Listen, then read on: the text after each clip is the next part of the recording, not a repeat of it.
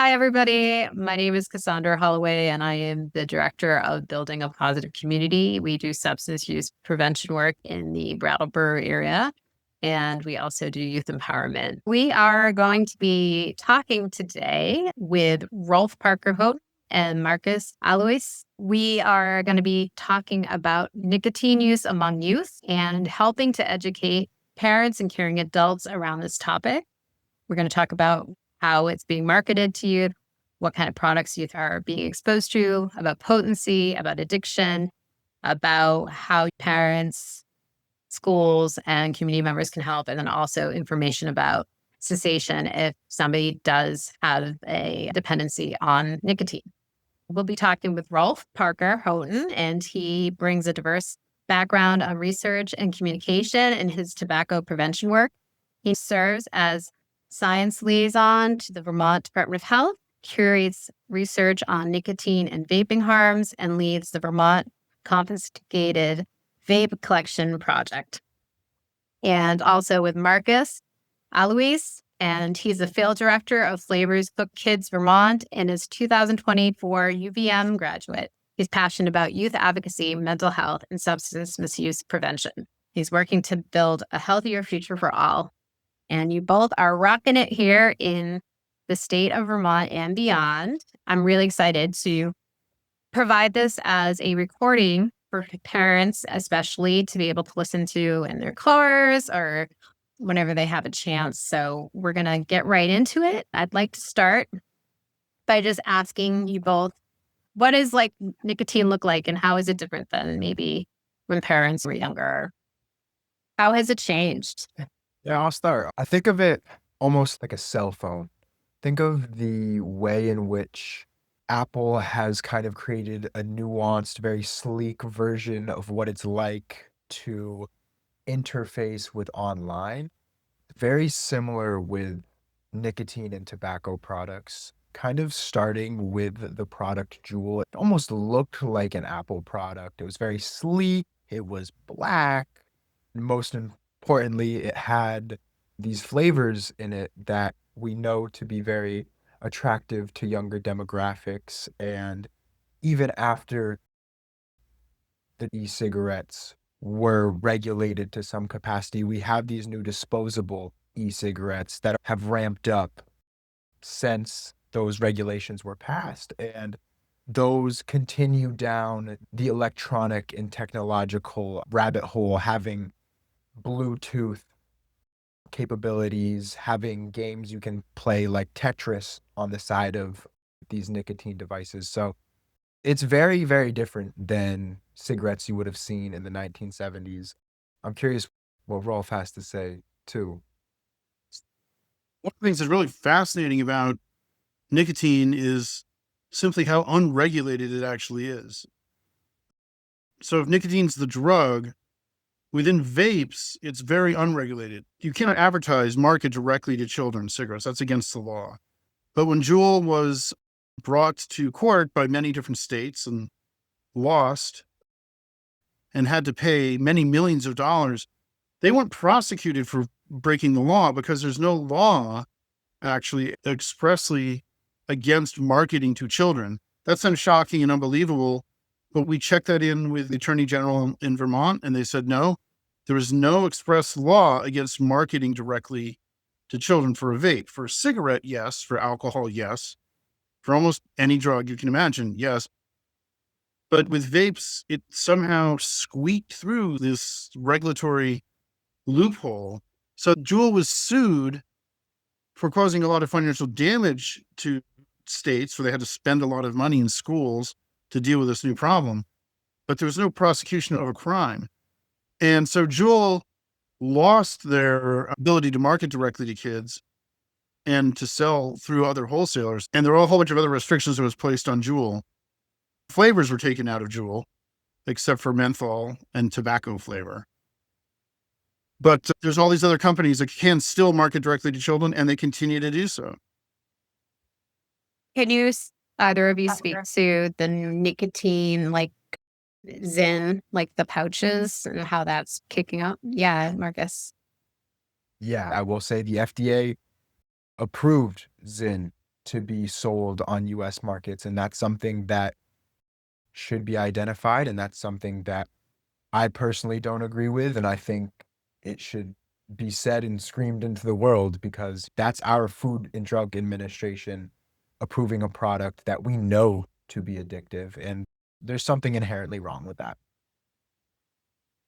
There's this marketing now around just nicotine itself being something positive, something that helps you focus and gives you energy and all of that. I want to talk a little bit about what that messaging is a little bit more. Also, why is it dangerous and how is it different than other drugs? This is really fascinating. It was about 3 years ago.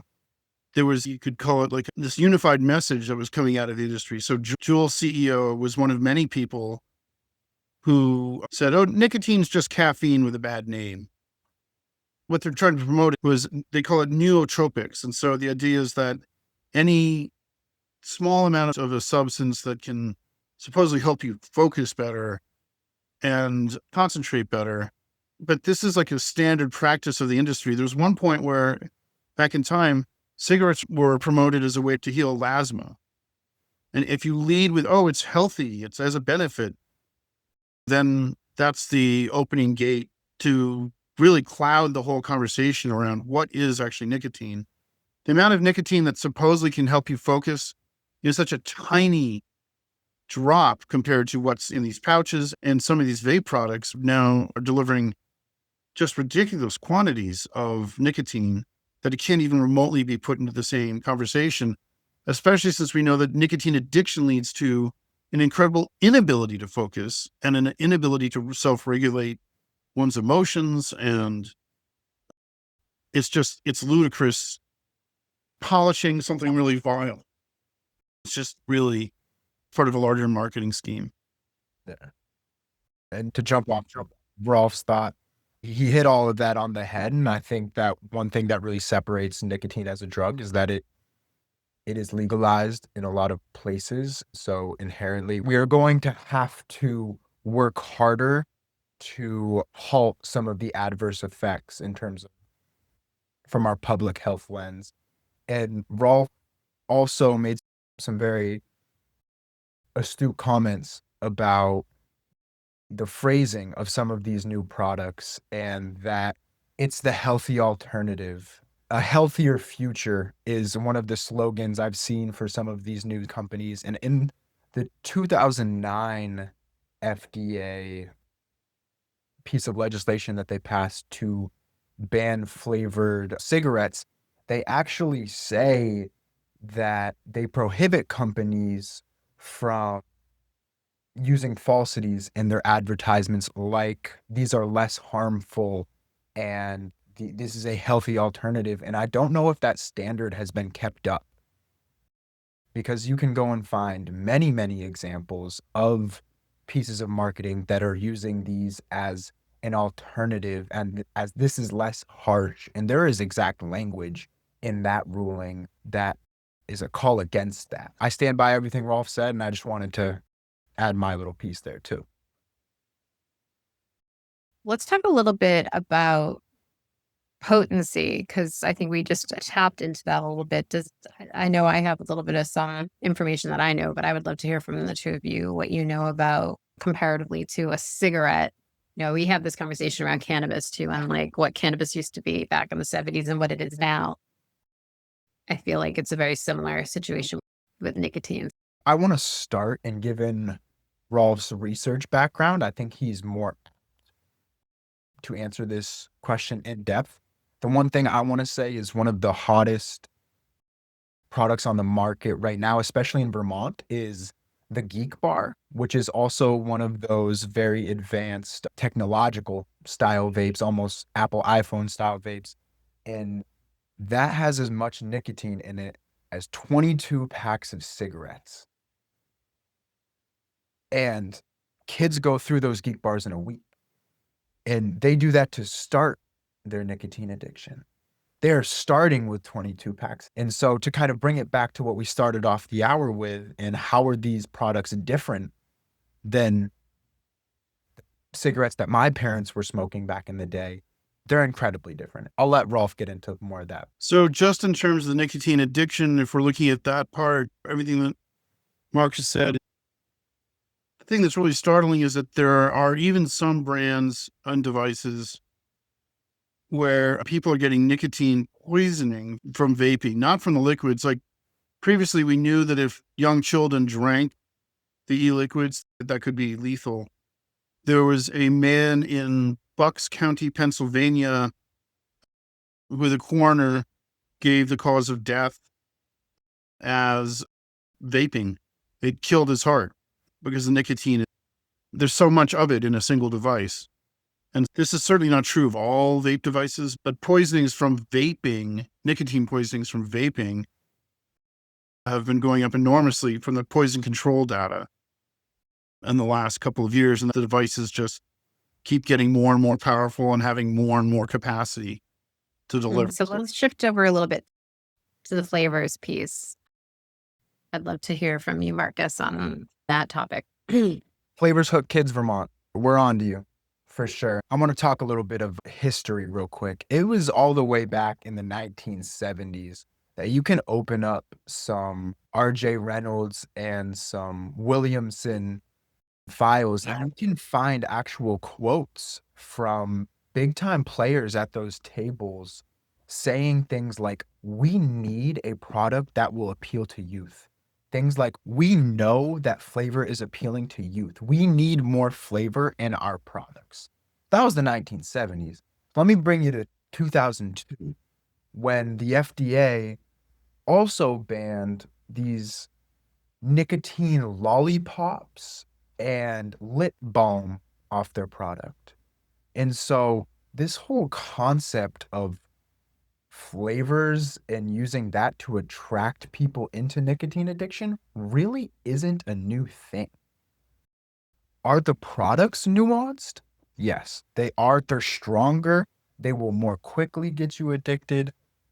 But the notion that flavors haven't always been an issue is not true, in my opinion. And so I really try and be clear about that. I think the things that you see coming up now are very fruity flavors, very much candy style flavors, all things that in a gas station you would most likely be able to turn to your left, look at a pack of gum or a package of candy and have the same exact flavor. We know that some of the products they use to give the flavor in these disposable e-cigarettes is actually the same that they use in certain candies like Nerds or whatever your poison might be. I'll let Rolf kind of get into the nitty gritty of that and add his things. Marcus is right about the 1970s.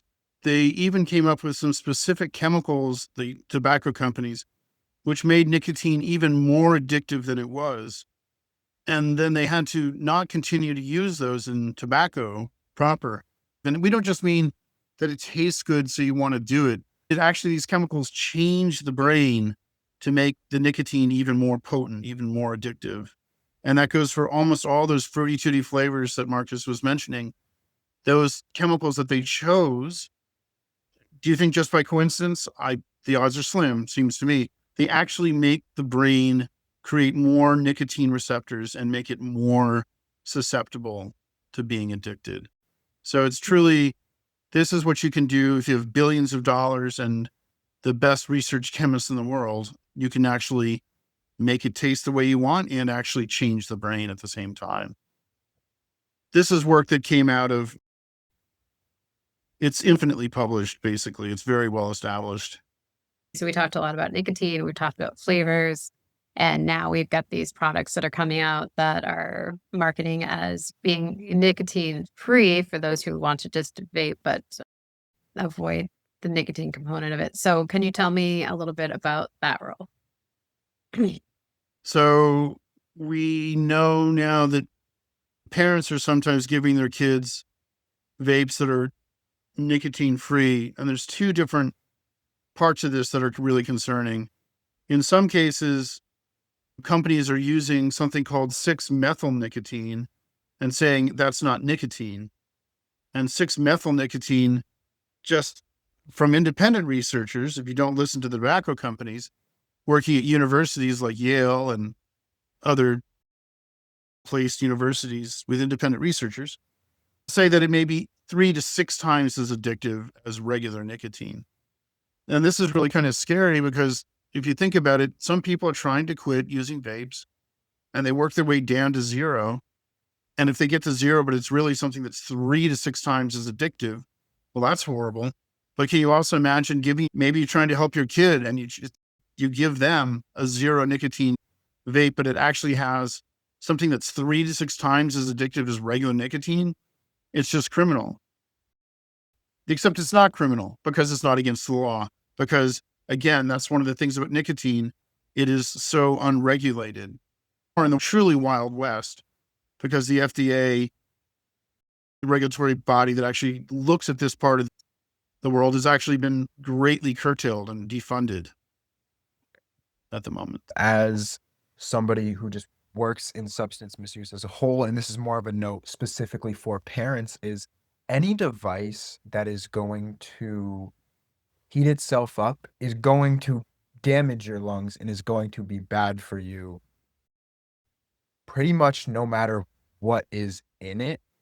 Oppositional research to the things that we are saying right now. If you are digging into that research, which I think everybody should, I think we should all fact check, especially given the times we're in. Look at who sponsors some of those research projects. You will understand the times that we are in. I would love to have you talk, Rolf, about the work you've been doing. And I'm forgetting the researcher's first name. Her last name is Persinger. She's going to be speaking at the Department of Health Science Series that's coming up. And her paper was basically talking exactly what Marcus is talking about. What it found was it looked at the funding source for articles about vapes and their harms. It showed that if you received no funding and you're working at a university and you're working at toxicology and vapes, the odds that you found that there were harms was enormous. So if you were receiving funding from a tobacco company or a vape company, the odds that you found that there were any harms associated with vapes, I mean, it was just so blatant. It's just so extreme. And the problem right now is that we have university researchers who are not toxicologists, who sometimes accept industry research as valid and willing to be considered without taking into account this ability of tobacco companies to put in false and misleading research. And so people hear the exact opposite of anything that Marcus and I are saying right now. Yeah. But the problem is that if you remove all of the basically science with an extreme conflicts of interest, the story can be very, very different than otherwise. I'm so grateful that you two are in our state. You're strong in your passion and your knowledge and your commitment to this. And obviously able to articulate it really well, which is great.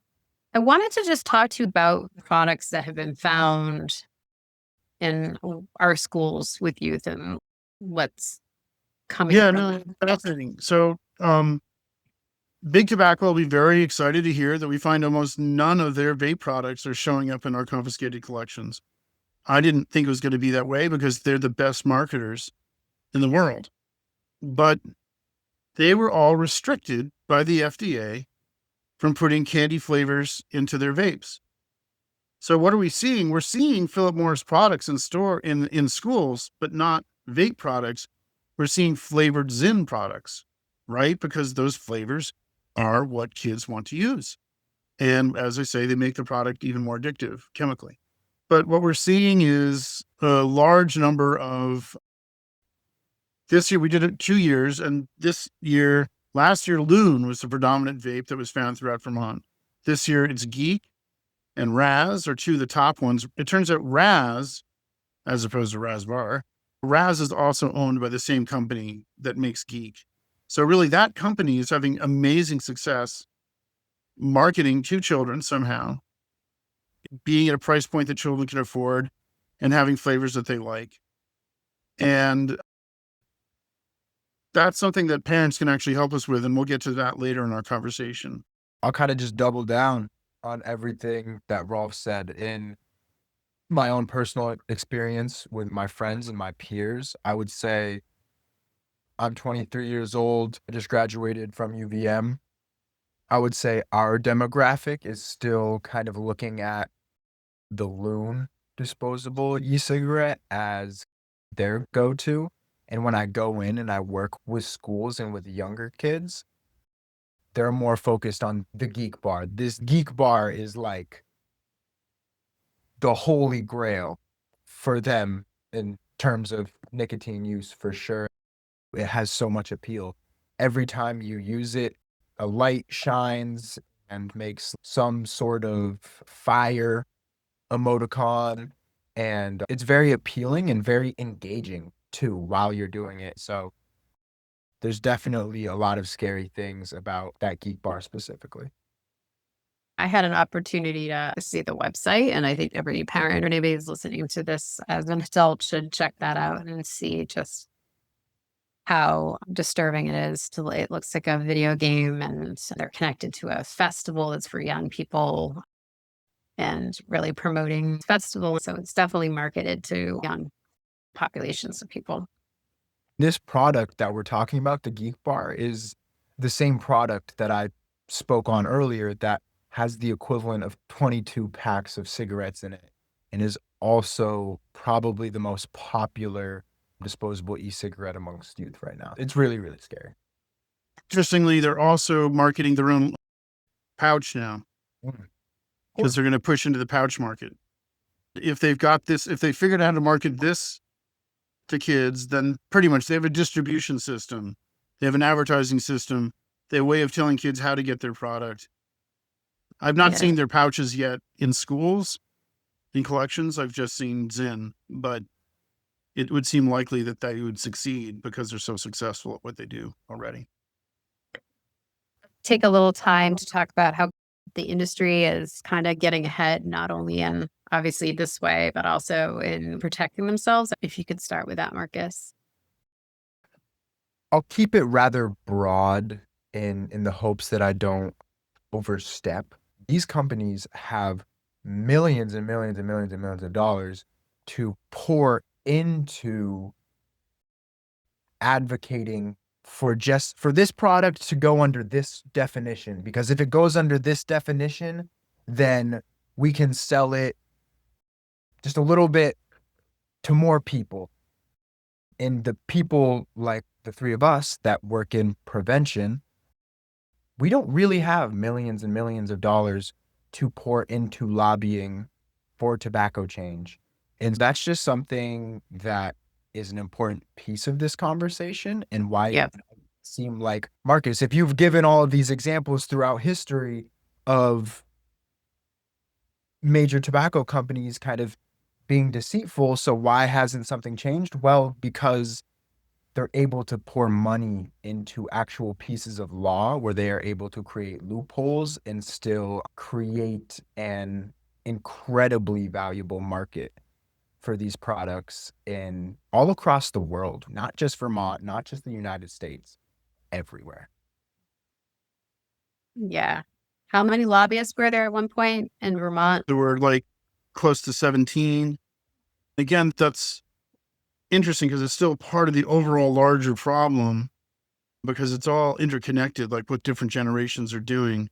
As far as I know, I don't know if Geek Bar has any lobbying, or if they're just relying on slipping in. These things are shipped in from China, and the FDA was trying to stop shipments from coming in, at least some. But right now, I think we have to face up the fact that we're living in the wild, wild west. Everything has been defunded. You can go to a Chinese factory if I wanted to. If I went over to the dark side, I could take a couple $1,000s, charge it up on a credit card. They could produce a vape with a logo on it for me and a name, You can even get a platform, or you can just sell it out of the back of your car through your own personal distribution system. It's really that bad. Anybody can start a vape company. All you have to do is find a Chinese factory that's willing to do it with you. It sounds like a lot of these products that kids are getting are coming from not from stores necessarily, but from online sales. It's always a mix, but certainly some of it is coming directly from the internet, Mhm. and some of it's coming indirectly to like a third part, to a platform.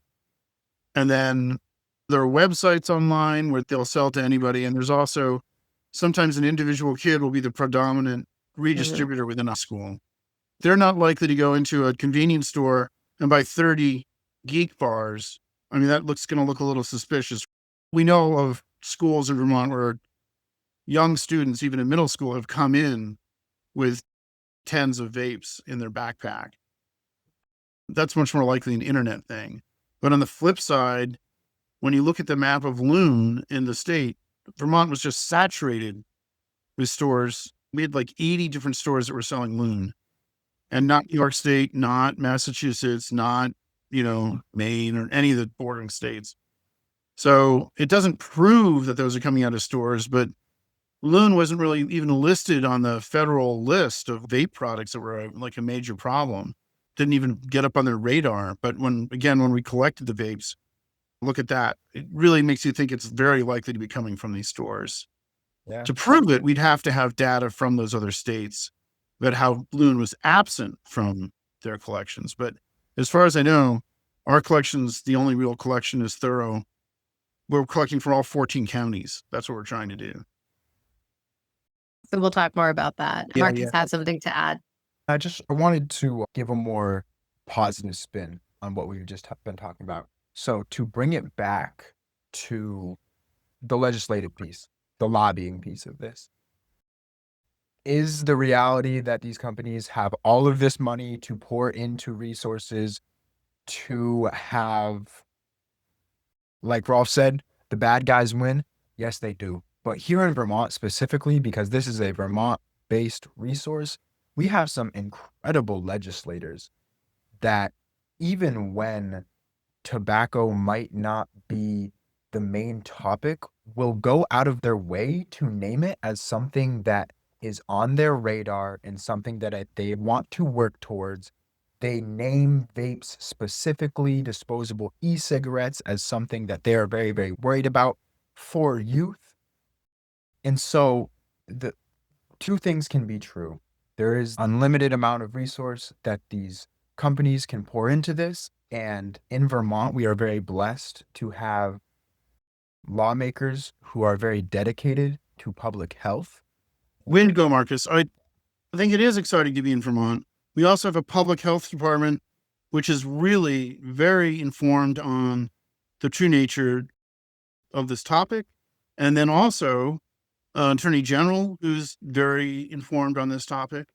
And also, we've got past experience with other nonprofits that have had tremendous success in Vermont, where in other states they didn't have success. So I'm thinking of like Gun Sense, Vermont, which really was able to do things just by commonsensically having conversations that in the end won and made for beneficial changes. I still believe in Vermont, and I think we could be a model. So thank you, Marcus, for turning it around to the positive. Yeah. On a more personal note, when somebody has been using nicotine and is now trying to not, I wanted to speak to that. And I know for me, it's back to the potency. I think when people see their children wanting to quit or the young people wanting to quit, some of our older generation, we smoked like a half pack of cigarettes or something, maybe a pack. So you don't realize, for any adult who's listening to this who has smoked and quit when they were younger, how hard that was. And then I try to just say, this is like 2, 3, 4 pack a day use equivalents. And then they're stopping or trying to stop. And I just want us to speak to how difficult that is. I think we have to really recognize just how challenging that is. And to me is what breaks my heart the most is that these young people do get addicted really quickly. And then they're trying to quickly stop, which I think is something that we also find interesting, that 50% of young people that are using are also considering quitting, which is pretty significant because back in the day, people didn't want to quit until there was other reasons. I think that young people are realizing really quick, this isn't good for my mental health. This isn't good for me. That last part, Cassandra, was really important. Students, young people are realizing very, very quickly that this is not something that's good for my health and really struggling to quit. I've battled with my own struggles with nicotine addiction, especially to some of these newer substances, and trying to get off of nicotine has been one of the hardest things I've ever had to do in my life. And it is something that is even harder because there is such a culture in my generation around this because it is so heavily marketed towards us. And so it wraps into everything else that we've talked about. I think the biggest piece of advice that I could give for somebody that's trying to quit nicotine is to first have that conversation with yourself. Try and set up a plan. Don't just go at it like, I got it today. Some people, you might be able to do that. Some people are the most strong-minded, strong-willed people. And if that's you and you can do that, that's amazing. But don't get down on yourself if that's not the way that you can do it. If you slowly need to wean off, work with the healthcare provider, work with some of the resources like 802 Quits to create that plan and follow it. I'm not in the business for highlighting things that probably aren't the most healthy for your mouth in general, but chew gum. Chew gum is really, really important, and always have a water bottle with you. Just drink water all day. And remember that cravings really lasts about 5 to 10 minutes. So if you're catching yourself feeling like that, just do something. Get moving. Do jumping jacks. Go for a walk. Distract yourself with your favorite cartoon because they are short and you're usually able to get to that other side after. So that's my personal piece. Yeah. And I've been hearing about people using support groups help them through those times as well of having a moment and other people being able to pop in and support them. I'm really excited to shift into is this next part, which is about how people can get supported through that process and then how people can get involved so people don't have to be in this place of having to quit. The Truth Initiative has some of these support groups online. If you look up This Is Quitting or the Truth Initiative, it will take you to the Become an X. They'll have all those resources there. They ask your age, so they'll help you get to the appropriate support group. They've helped hundreds of thousands of people to quit.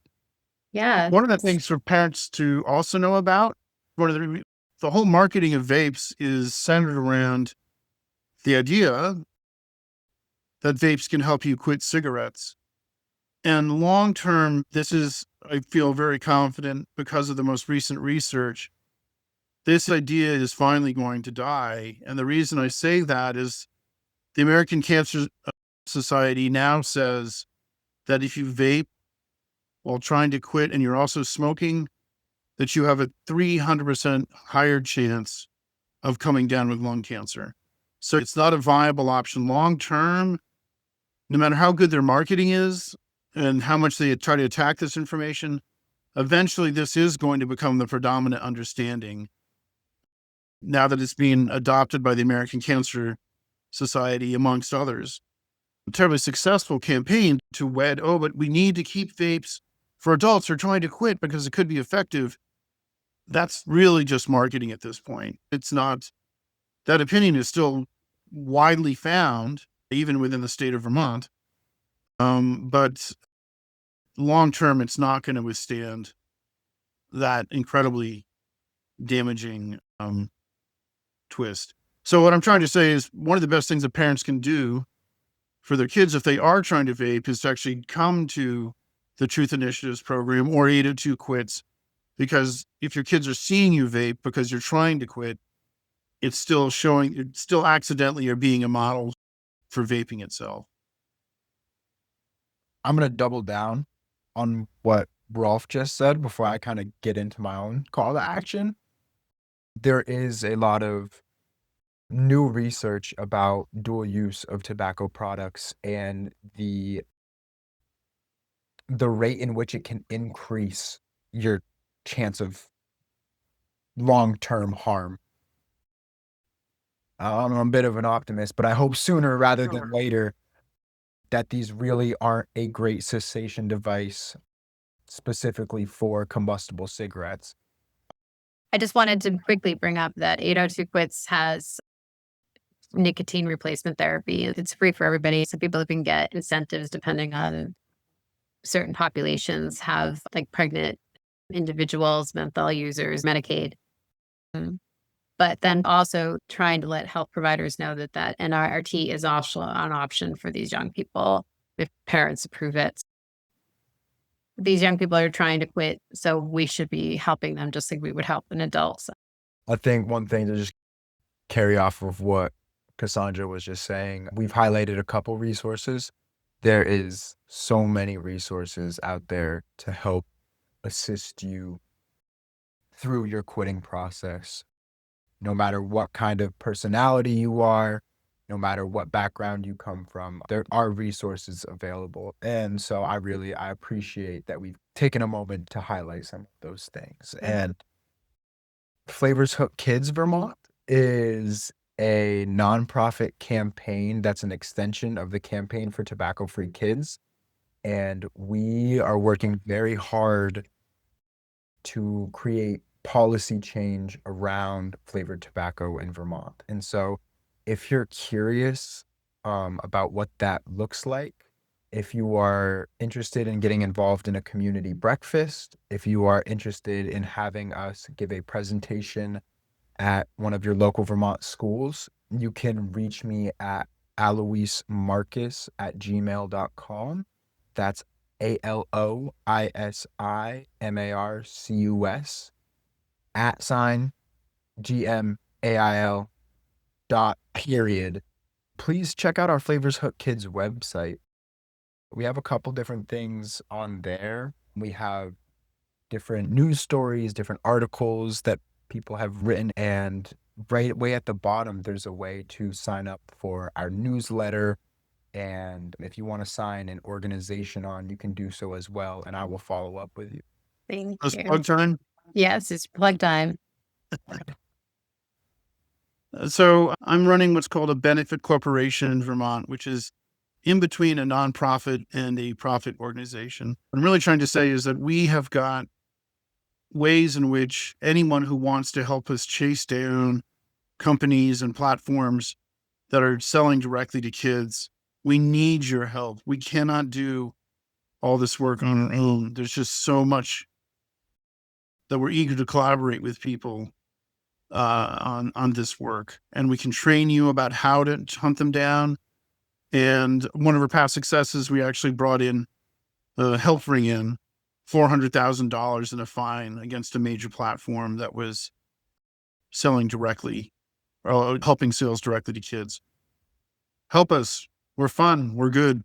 Our website is public health response, all spelled out, .net. And you can find our information there. And I'm going to pitch our website that we have.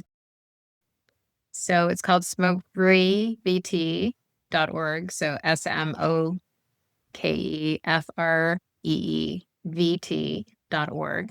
You'll see some resources for both youth and adults that we've mentioned today. We'll make sure we have you two on there, but they'll have My Life, My Quit, which is another great resource for young people. Texting options where you can text Start My Quit to 36072 for the Truth Initiatives, you can text Ditch Vape at 88709. We also provide smoke-free, vape-free signage for events. If you want to have an event where you want to make sure that you're not exposing people, as well as smoke-free, vape-free housing supports. So that's something that a lot of prevention coalitions like Building a Positive Community are doing throughout the state. And we need everybody on this one. Okay, so back when I was talking about what a great state Vermont is after Marcus threw in the positive, which I thank him again for, is that Vermont is one of the only states in the union where the public health department looked through the insurance records and found that there were hundreds of people who have come down with lung injury from nicotine vapes in the last a couple of years. And so our state is really helping to lead the way on this topic. And the other linkage that I didn't put in is this is just another reason why vapes are not going to long term, they're not going to be able to continue to be marketed as a good cessation device option. Thank you, Marcus, and thank you, Raul, and thank you to all the listeners who are hopefully going to take this in, have conversations with the children in your lives and with as many adults as you can so we can support our kids. Thank you, everybody.